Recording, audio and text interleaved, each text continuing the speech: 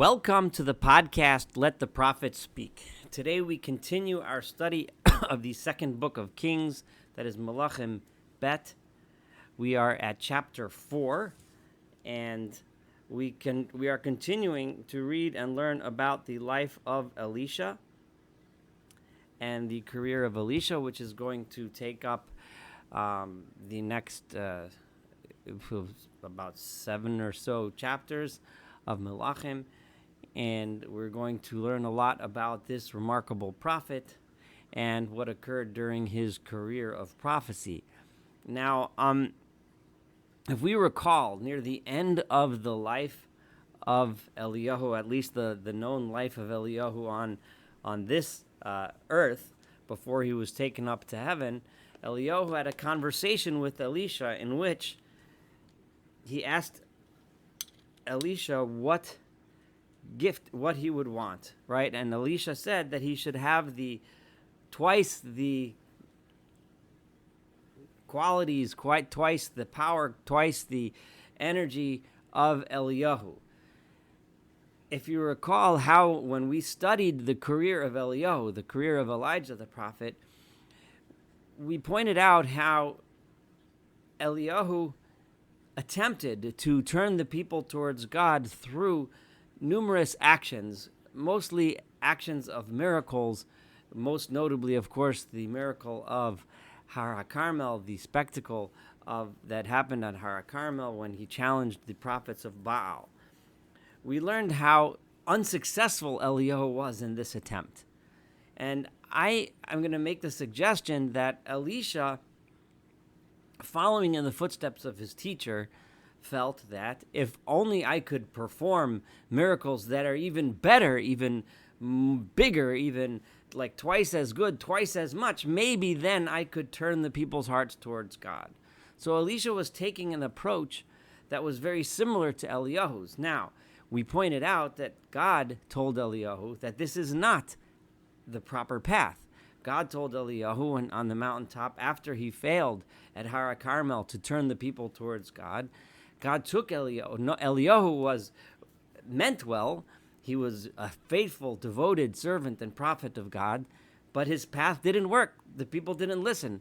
Literally, the moment after his great success at Har HaCarmel, he was already being chased into the wilderness with a price on his head. And the people were already, turning back in the wrong direction.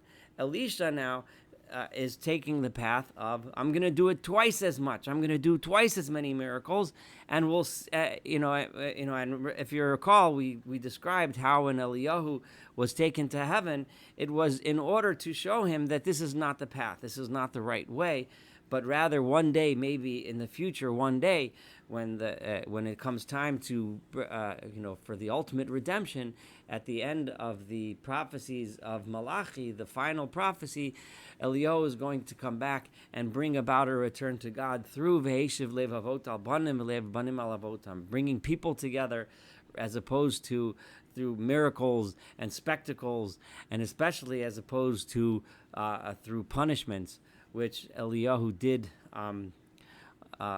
perform, such as the killing of all of the prophets of Baal after the Har HaCarmel and so on. But rather, Eliyahu will one day learn that this is not the approach to bringing people back to God. Now, Elisha is going to be taking, and we've already seen he started taking the same path that Eliyahu took, only even more spectacular, even more miracles. So let's see how this plays out, because this chapter 4 is very much almost mirror image of the chapter that occurred on 17 in the first book of Kings with the prophet Eliyahu, with Elijah, but it may even more spectacular. So here we go with the following story. And there was one woman, who was one of the wives of the Bnei HaNevi'im. The Bnei HaNevi'im are the disciples of the prophets, right? And we've had this group, they've come up from time to time, but most recently we discussed them. They were the ones that had witnessed the spectacle of Elisha and Eliyahu at their last moments together, And when Elisha returned after Eliyahu went up to heaven, these Bnei Nevi'im witnessed the miracles that Elisha performed. These Bnei Nevi'im are the ones that are faithful to God, and one of their wives, the wife of one of these Bnei Nevi'im, so Aka el Elisha leimar, she cried out to Elisha as follows: Avdecha ishi mate, your servant, my husband, passed away, is passed on. And you know ki avdecha, that your servant haya yareas Adonai, he was fearful of God. Now, if you recall, the last time we used these terms yoreh, in reference and description of someone, it was describing Ovadia. Ovadia was the servant of God who remained in the house of Achav, right, of the king Achav, the evil king, and thus was able to save many of the disciples, many of these Bnei HaNevi'im, many of these Nevi'im, of these prophets of God. So because the term is mentioned here, the tradition has it that this woman was the wife of Ovadia who had passed away, and that Ovadia had taken out a loan from the king Yehoram, who at the time was not yet the king. He was the son of the king, right? Who the Yehoram is now the king, and taken out a loan in order to help sustain these 100 prophets, and that's how he was able to do it. But that's obviously not written in the verse. It's important to remember that's tradition, and it's an interesting way to look at this entire story. But the verse itself doesn't tell us who this woman is or who her husband was, other than that he was faithful to God, and that he was one of this group of prophets that were faithful to God. V'hano sheba, and his creditor, someone who he owes money to, is coming, lakachat et shnei iladai, to take my two children, lo la'avadim, as servants for himself. So in other words, I'm in a desperate situation. My husband incurred a debt. I have no ability to repay that debt, and someone is coming to take, and the creditor is coming to take my children away as slaves. This gives us an idea of what kind of society we were living in. And this is, and how corrupt the Northern Kingdom, where this is all occurring, was, and just the thought, the idea of taking two children away as slaves. This is just an awful thought. Vayomer Elaha Elisha, so Elisha said to her, Ma'as elach, what can I do for you? Right? Hagidili, tell me, Ma yesh lach babayit, what do you have in your house? Right? What do you have? Vatomer, and she said. In other words, it sounds like he's trying to say, let's see what we have to work with, right? Let's see what we can do. Your servant, or your maidservant, only has nothing in this house except for a small jug of oil. That's all I have. Which, of course, reminds us of the widow who helped Eliyahu, that also had a jug of oil. And if you remember, then Eliyahu made a nace, a miracle, from which she was able to pour oil from that jug for a long time. Go and borrow other vessels from outside. Go from other friends. From all of your neighbors. Kalim reikim. But borrow any empty vessels they may have lying around. Altam iti. Don't do this in a small way. Get as many as you possibly can. Uvas, and then come visogart hadelet ba'adechu va'ad banaich, and then close the door behind you and your children. In other words, it should only be the family inside. V'yatzakt al kol hakelim ha'ela, and you should pour into all of these vessels v'hamalei tasi'i, and then when they are full, take them out, carry them out. Matelech meito, so she left from him. Vatiskar hadelet ba'ado va'ad bonea, and she closed the door in between, behind her and her children. In other words, leaving only family in the house. Hey magishim, to make this miracle to be something more private, something not on a public scale. Magishim, hey magishim eleha v'hi motzaket. They would bring her the vessels, and then she would pour. And when all of these vessels were full, Vatomer el Benah, she would say to her son, Hagisha Elai od keli, bring me another vessel. Vayomer Elah ein od keli. And then he said to her, there are no more vessels. We already, all the ones that we collected, that's it. Vayamod hashamen, and then the oil stopped. Vatovo vatage Elisha Elohim. So she went and said to the man of God, to Elisha, Vayomer lechi michri et hashemen, go to the market, sell the oil, b'shalmi et nishyech, and you can pay back the debt. V'at uvanayach tichi banosar, and whatever money is left, you can live on, and you'll have money. So this was the miracle that Elisha performed for this woman. Now, this miracle, of course, reminds us of the story of Eliyahu. It's a similar story with some differences. And here we have, one thing we see is the compassion which Elisha, of course, had for this woman. But we also are a little bit, there's some things thrown in here that make us a little concerned. First of all, this woman was one of the inner circle of prophets. This was a miracle he was performing for someone that was a member of his club, right? This was not a miracle performed for the public, and it was, in fact, not even for the public to see at all. I just make a note of that. But here he saved this woman and her children from a terrible, terrible fate by performing this miracle.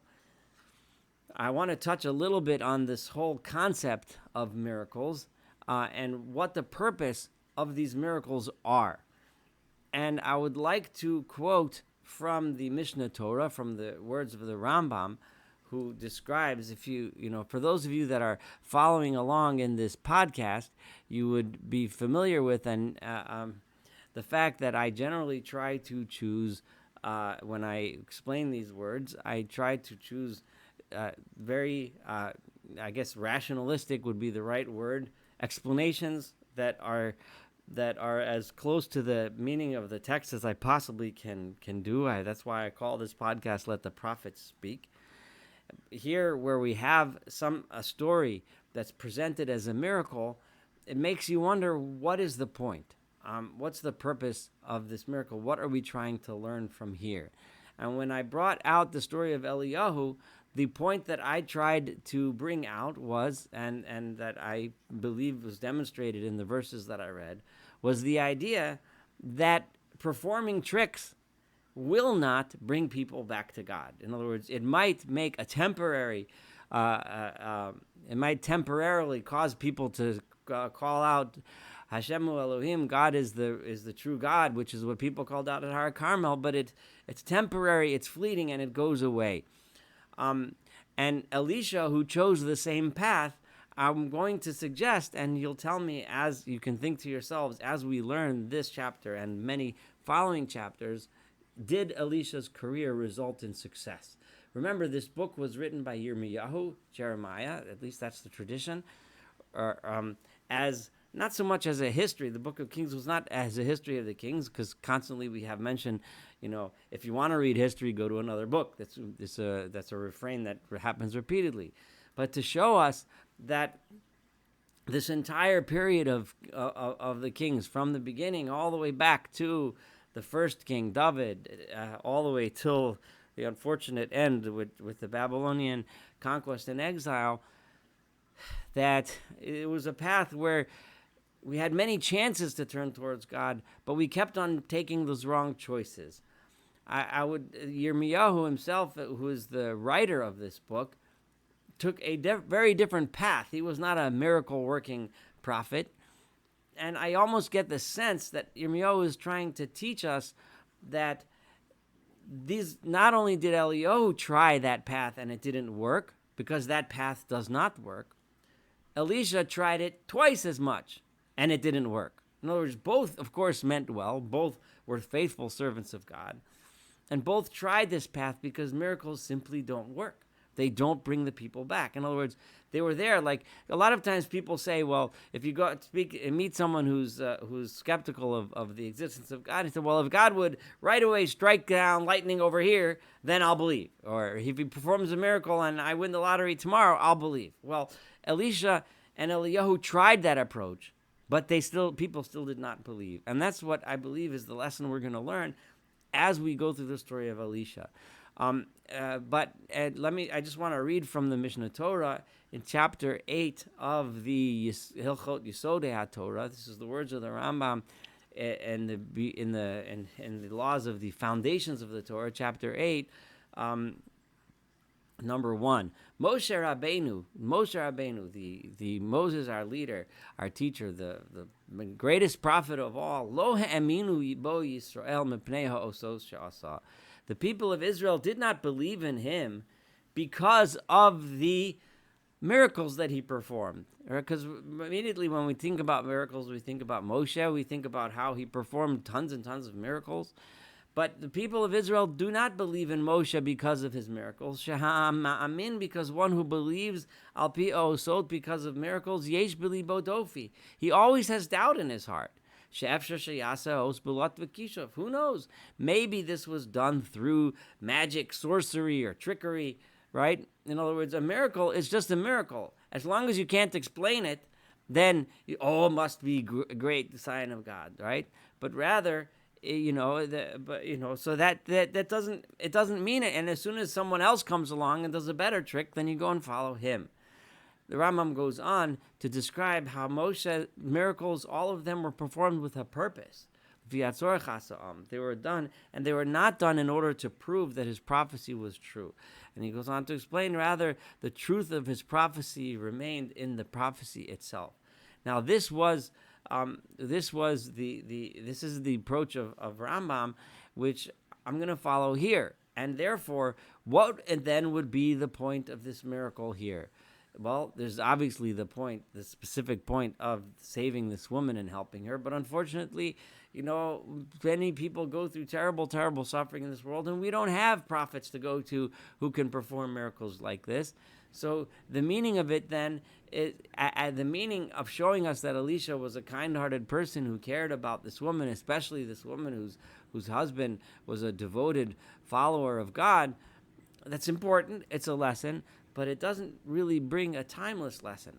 So I'm going to argue, as we study the story of Elisha, that the timeless lesson is that despite the fact that a prophet can perform miracles, that in and of itself is not enough to convince us of the truth of God.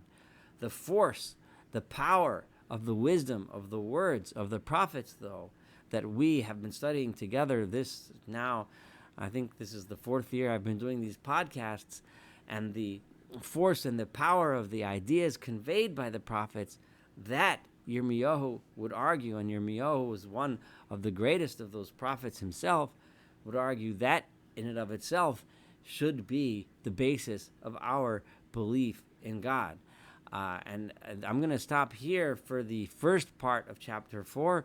We're going to continue chapter 4 together in the next podcast. Thank you so much for studying this podcast, studying the beginning of chapter 4 of the second book of Kings together with me. Looking forward to continuing the study of this wonderful book together. Have a wonderful day.